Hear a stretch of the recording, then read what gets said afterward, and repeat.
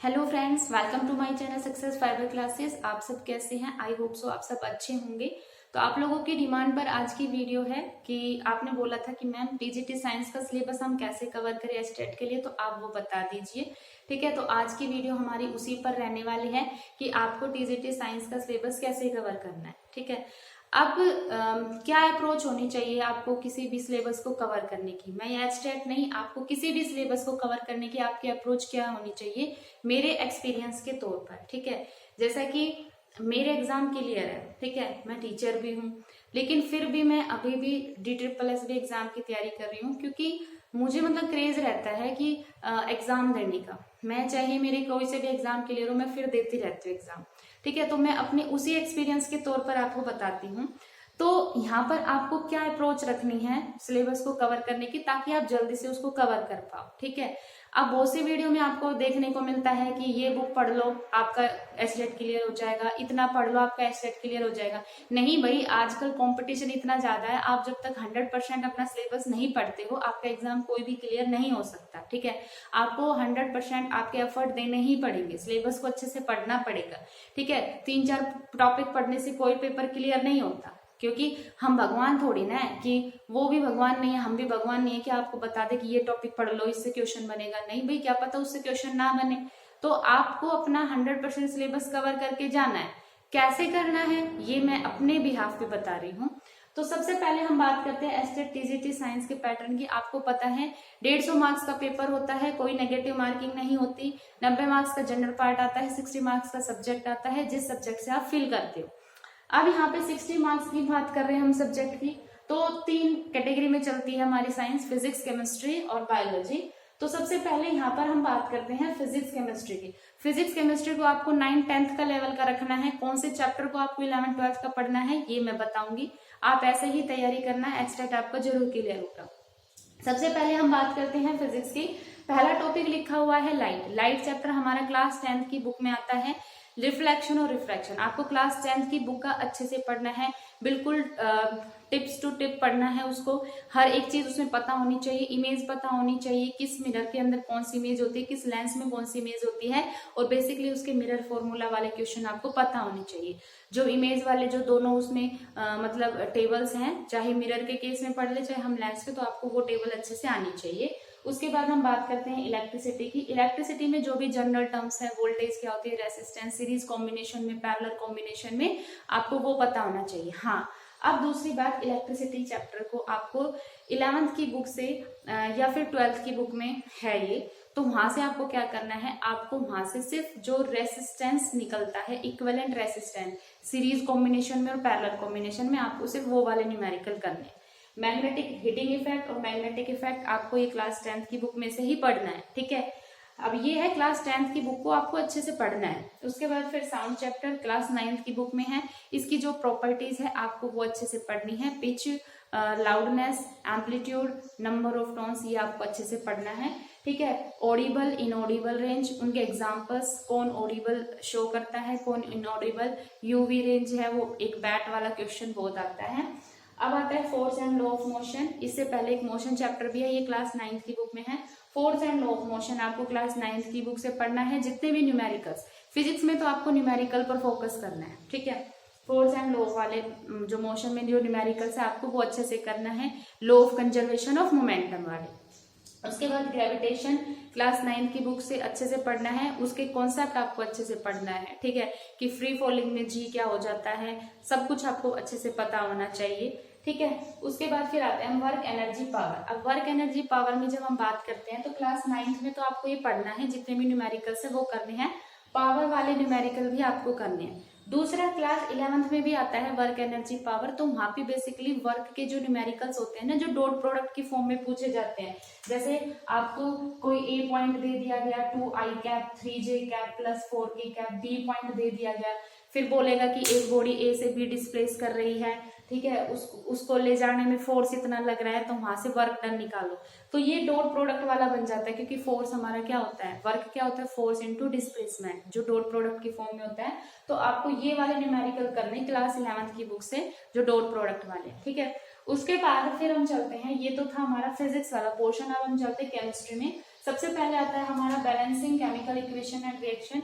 ये चैप्टर आपको अच्छे से पढ़ना है, बैलेंसिंग केमिकल इक्वेशन और रिएक्शन वाला, ठीक है। उसके बाद फिर हम चलते हैं acid base salt. Acid base salt में आपको क्लास 10th का एसिड बेस सॉल्ट तो पढ़ना है। पीएच क्या होता है, पीएच वैल्यू जितनी भी गिवन है आपको वो पढ़नी है।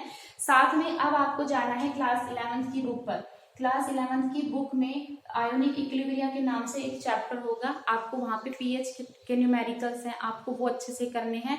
साथ में बफर सॉल्यूशन क्या होता है, ठीक है, जो बफर सॉल्यूशन बनते हैं वीक एसिड के, स्ट्रॉन्ग एसिड के, तो आपको वो वाले टॉपिक यहाँ पर पढ़ना है। तो क्लास 11th की बुक से आपको आयोनिक इक्विलिब्रिया वाला चैप्टर पढ़ना है इसके लिए। उसके बाद फिर हम चलते हैं मेटल और नॉन मेटल में। मेटल और नॉन मेटल क्लास 10th की बुक का है, आपको वो पढ़ना है।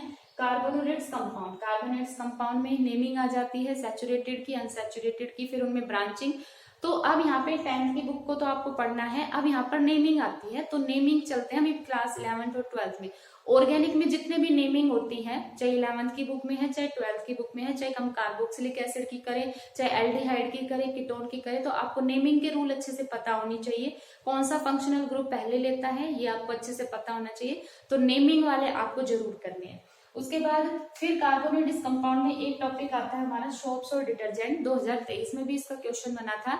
इसमें बेसिकली सोप का आयोनिक पार्ट ये पूछ लेते हैं, तो आपको सोप और डिटर्जेंट के आयोनिक पार्ट पता होने चाहिए।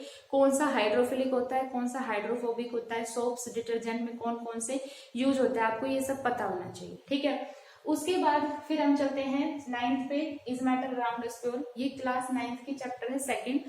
तो इसमें आता है सॉल्यूशन नॉर्मेलिटी। तो जब हम सॉल्यूशन और नॉर्मेलिटी की बात करते हैं तो आपको अब जाना है क्लास 11th पर, ठीक है। तो 9th की बुक से तो आपने ये चैप्टर पढ़ लिया, अब 11th की बुक में जाना है। 11th की बुक में पहला चैप्टर आता है some basic concept of chemistry. उसमें जितने भी नॉर्मेलिटी, मोलैरिटी के और मोलैरिटी के क्वेश्चन है वो आपको पता होना चाहिए। उनके फैक्टर्स, किस फैक्टर पर ये डिपेंड करता है, आपको वो पता होना चाहिए, ठीक है। और जो परसेंटेज वाले क्वेश्चन है, क्योंकि क्लास 9th में भी आता है परसेंटेज वाले क्वेश्चन, तो क्लास 11th में जो some basic concept of chemistry, उसमें जो परसेंटेज वाले क्वेश्चन है आपको वो पता होना चाहिए, ठीक है।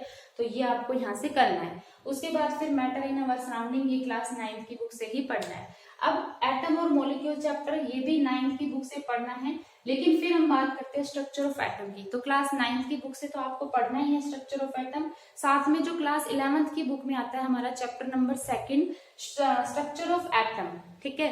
स्ट्रक्चर ऑफ एटम आपको वो अच्छे से करना है क्लास 11th की बुक का। क्लास 9th की बुक का चाहे आप भले एक बार पढ़ लो, पहले क्लास 11th की बुक का जो स्ट्रक्चर ऑफ एटम चैप्टर है आप उनको बिल्कुल अच्छे से कर लो। उसके न्यूमेरिकल्स आप अच्छे से कर लो, रेडबर्ग फॉर्मूला वाले, ठीक है, जो हाइड्रोजन स्पेक्ट्रा में आते हैं, लाइमन सीरीज, मतलब जब हम एक्साइटेड से ग्राउंड में आते हैं ना, तो बाल्मर में आने पर क्या वेवलेंथ होगी, आपको कोई एक वैल्यू दे दी जाएगी एक्साइटेड स्टेट की, कहेगा बाल्मर में आने में कितना मतलब वेवलेंथ होगी, तो आपको वो वाला टॉपिक यहाँ पर करना है, ठीक है। अब यहाँ पे केमिस्ट्री में एक टॉपिक मैं भूल गई लिखना, पीरियोडिक क्लासिफिकेशन ऑफ एलिमेंट, जो 10th उस क्लास में आता है। तो periodic classification of elements class 10th में बच्चे नहीं पढ़ते हैं, स्कूलों में नहीं पढ़ा जाता, क्योंकि वो सीबीएसई ने कट कर रखा है, बट आपको एसटेट के लिए पढ़ना है। अब जब आप पीरियोडिक क्लासिफिकेशन ऑफ एलिमेंट आप पढ़ते हो, ठीक है, तो आपको वहां पे जितने भी ट्रेंड्स होते हैं आयोनाइजेशन एनर्जी के, आयोनाइजेशन एंथैल्पी के, तो बेसिकली जो एक्सेप्शनल वाले केस है ना, आपको वो अच्छे से पढ़ना है, ठीक है। जैसे आयोनाइजेशन एनर्जी का ऑर्डर पढ़ना है, और एक आयोनाइजेशन एंथैल्पी का ऑर्डर आता है इसका क्लोरीन, फ्लोरीन, ब्रोमीन, आयोडीन का हेलोजन फैमिली में। तो जितने भी ट्रेंड्स है ना, आपको सिर्फ आप एक बार उनको देख लेना, उन ट्रेंड्स को, ठीक है। Ionization energy, ionization enthalpy, electronegativity में जो एक्सेप्शनल वाले ट्रेंड्स है वो देख लेना, आपका टॉपिक कवर हो जाएगा। अब हम चलते हैं बायोलॉजी पोर्शन पे। तो बायोलॉजी के लिए तो मैं हमेशा बोलती हूँ कि बायोलॉजी आप 11th-12th की ही पढ़ लीजिए, 9th-10th का पढ़ने से काम नहीं चलेगा। आप 11th-12th की ही बायोलॉजी को पढ़े, ठीक है। सबसे पहले हमारा आता है why do we fall ill chapter, ये क्लास 9th की बुक में आता है, लेकिन आपको क्लास 12th में जो ह्यूमन डिजीज वाला चैप्टर है वो आपको करना है, ठीक है। यानी आप why do we fall ill chapter को स्किप कर लो, आप 12th में जो चैप्टर आता है ह्यूमन डिजीज वाला वो अच्छे से कर लो, ठीक है, कि बैक्टीरिया से होने वाली डिजीज, वायरस से होने वाली डिजीज, ये सारे आप अच्छे से कवर कर लो।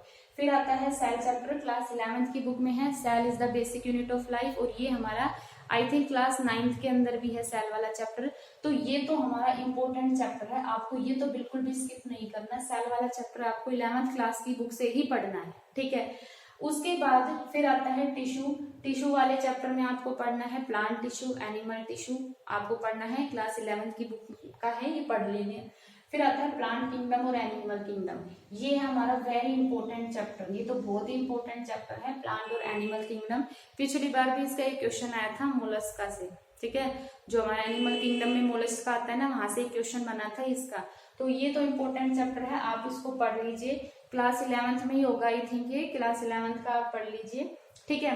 उसके बाद फिर आते हैं हम किस पर, डाइजेशन, जो हमारी ये फिजियोलॉजी होती है ना, मतलब डाइजेशन, ठीक है, excretion, respiration, circulation, blood group, तो ये तो इम्पोर्टेंट है, ठीक है। ये जो फिजियोलॉजी है ये तो इम्पोर्टेंट है, इनसे तो क्वेश्चन बनेगा ही बनेगा।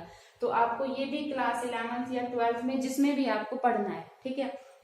उसके बाद फिर endocrine system. Endocrine system class 11th का है, आई थिंक 17 या 18 चैप्टर है ये एंडोक्राइन सिस्टम। तो जितने भी उसमें हार्मोन्स होते हैं, है ना, आपको वो पढ़ने, जितनी भी ग्लैंड्स है, ग्लैंड्स कौन सा हार्मोन सेक्रिएट करते हैं, किस हार्मोन की कमी से कौन सा रोग होता है, आपको ये पढ़ना है अच्छे से।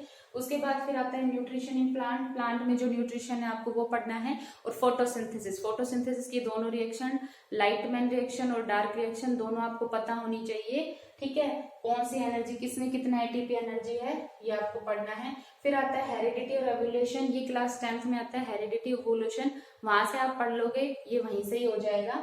उसके बाद फिर हमारा आता है natural resources, management of natural resources, ये क्लास 9th की बुक में आता है, ठीक है। तो मतलब कहने का मतलब ये है कि बायोलॉजी में आपको ना 9th-10th का आप अगर 1% ना पढ़ो तो चल जाएगा, लेकिन 11th-12th का आपको पता होना चाहिए, क्योंकि बायोलॉजी है ना, 11th-12th की अगर आप पढ़ते हो तो ही आपके क्वेश्चन कवर होंगे, अदरवाइज कवर नहीं होंगे, ठीक है। अब कुछ बेसिक टॉपिक्स हैं जिनसे क्वेश्चन बनते भी हैं, जिनसे नहीं भी बनते, जैसा मेटलर्जी वाला टॉपिक, ठीक है। मेटलर्जी हमारा क्लास 10th में आता है, मेटल और नॉन मेटल का सेकंड पार्ट है, आप वो ही पढ़ लीजिए, मोर देन इनफ है, ठीक है। फिर कुछ बेसिक चीजें जैसे ये renewable energy sources, non renewable energy sources, ठीक है, ये आपको पता होना चाहिए कि कौन सा रिन्यूएबल है, कौन सा नॉन रिन्यूएबल है, ये एनर्जी सोर्सेज आपको पता होना चाहिए, ठीक है। फिर जनरली सीमेंट की मैन्युफैक्चरिंग में क्या यूज होता है, मतलब उसमें जो परसेंटेज कंपोजिशन होता है ना एल्यूमिना का, सिलिका का, तो आपको ये सब वहां पर पता होना चाहिए, ठीक है। तो ये था हमारा पूरा साइंस का कि आपको कैसे यहाँ पर अप्रोच रखनी है।